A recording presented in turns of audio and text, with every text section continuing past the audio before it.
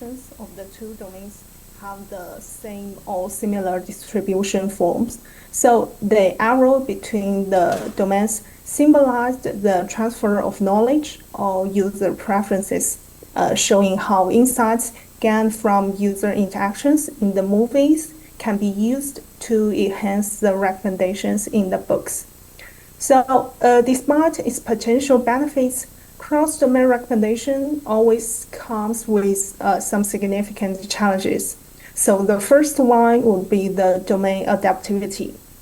That is the differences in user behaviors and some other aspects can make it difficult to apply insights from one domain to another directly. So as shown here, the real-world situation when doing the cross-domain recommendations would be the second diagram, which books and movies have different shapes, means that they have different interactions or user behavior distributions. So the second problems would be the over-specialization, which means that the recommendations might become too tailored to user behaviors in one domain, so risking some irrelevant recommendations in another domain. Although some previous methods make some efforts to solve the problems, they primarily focus on extracting the shared features and regard the specific features as the non-transferable information, which may ignore the potential power of the domain-specific methods. So ideally, we hope that the users from both domains share the similar and the related features. That is, the user preferences in two domains have a joint distribution given a latent variable z. So here, we assume that day1 and day2 refer to latent factors that influence the user representations. So previous books always consider the cross-domain recommendation as connecting marginal distribution. That is, the differences of user latent variables day1 and day2 can be established by the differences in the conditional distribution of either UX or UI respectively, which can be regarded as the marginal identifiability. So, however, the intuition of cross-domain recommendation is that the user preferences in different domains can have some latent correlations as they are oriented from the same user groups. So our work states that the uniqueness of day1 and day2 is determined by the differences in their conditional joint distribution over UX and UI together. So we call it joint identifiability.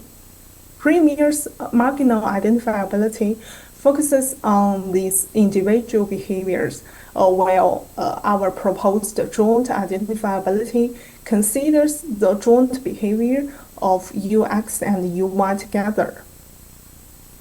So, as shown on this page, based on the preliminaries, we proposed a novel framework named the HJID, which means the hierarchically joint identifiability of cross-domain recommendation model.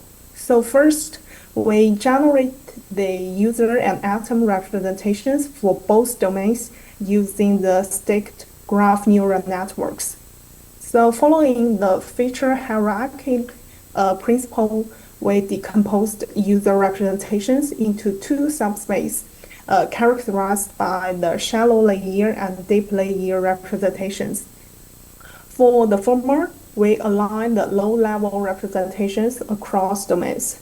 So for the latter, we introduce the deep subspace disentanglement according to the minimal change principle to disentangle the behavior commonality and the variances of user representations across domains. So let me introduce the details of our model. So first, our model is architecture agnostic. So any neural network can be applied here to encode the user and atom representations. Here we used the VBGE models and built on the feature hierarchy principle. We consider the shallow space to encode some universally shared features, and the deep subspace focuses on some more abstract and domain-oriented features. That is, the general features are encoded in the initial K layers, while the following layers will capture some hard and the domain-oriented features. So the general features captured in the shallow subspace can be directly used in two domains, so these features can be easily shared. We use the maximum mean discrepancy for minimizing the distributional divergence in this subspace. So, as we mentioned before, we seek disentanglement of deeper domain-oriented representations to be stable and variable factors, variant factors. So the stable part will reflect the consistent user behaviors, and the variant part will capture the distribution shift across domains. So generally, it is difficult due to the interwound effect of the complex user behaviors. So to tackle these problems, we present this data generation graph as shown at the corner. So from a probabilistic perspective, we assume that the domain-oriented representations of source domain are generated by the latent variables Zs and Zv. So Zs is the stable part that features the consistency, while the Zv is the variant part that addresses some domain-specific factors by capturing the observation variances. Domain X and domain Y will share the same Zs, as this one is stable regardless of domains. So for the Zv, we will have the original one called dv and the tilde dv, which represents the transformation of the original one. So we model the latent variable z as a Gaussian distribution with mean and variance parameterized by the zs and dv, and employ an invertible generative model, which is the famous normalizing flow, and take advantages of its ability for both forward and inverse transformations. So for the experiments part, we conduct all the empirical studies on the widely used Amazon review data sets. So to show the impact of the domain correlations, we also built 6 pairwise cross-domain settings, and we introduced 8 baselines for comparison, including the alignment method, bring methods, and the constraint methods. So here we first discuss our model HJID against each of the alignment, bridge, and constraint methods. First, the CMF and the LFM methods are both alignment methods. So they fall due to their inability to separate domain shared from the domain-specific features. So secondly, the bridge methods have the power to capture the accurate user behaviors, so they have the better performance than the alignment methods. However, the bridge methods transform the whole user representation without distinguishing shared and specific information. So it may lead to the seesaw phenomenon that they will perform good in one domain and may perform bad in another domain.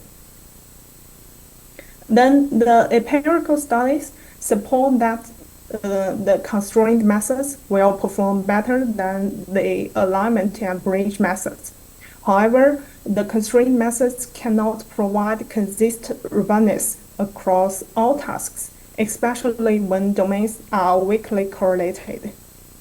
However, our proposed method, HAID, builds the model upon the feature hierarchy principle and the disentanglement of the domain shared and domain-specific features. So it have the improved performance when facing the distribution shifts across different domains. Then we also implement our model under the non-overlap cross-domain scenarios for detailed comparison. In this part, we modify the training datasets to contain only non-overlapped users and keep the same set of overlapped users as in the overall comparison for testing and validation. So due to the page limitation, we only compared our methods with the CDR-IB and the DPM CDR. As shown on the left side of this page, the DPM CDR does not need overlapped users as anchors, while the CDR-IB still relies on the overlapped correlations. Differently, our model operates at the distributional level, and it's able to model both stable and variant performance. So our methods perform best on the non-overlapped scenario. So for the evaluation study, we performed 4 variants. Totally alignment A. Just to note that there's 3 minutes left in your talk. Partial transformation C, total transformation D, and the overall HAID. We can see that our HAID performs best on all metrics and all tasks. Finally, for the hyperparameters, we experiment on 6 important parameters. First, we found that a small group size will allow the best performance of HAID with the runner-up results when the group size is large to 1024. And then for the flow-based model, we implement 4 transformations of the flow-based model, which are MAF, NAF, Node, and NCSF. So we found that different scenarios will have different best suitable flow-based models, but it always performs better than baselines. Then for the layer of the flow-based model, the experimental results of the 2 layers and the 3 layers models show the similar trends.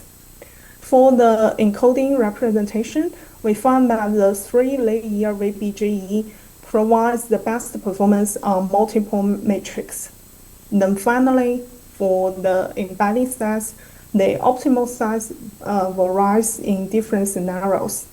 So due to the time and page limitations, we only show partial experimental results of this part. If you are interested in the full results and also the detailed design of our model, you can refer to the final version of our work, or maybe you can contact me from the email. So that's all for the presentation. Thank you. Any questions?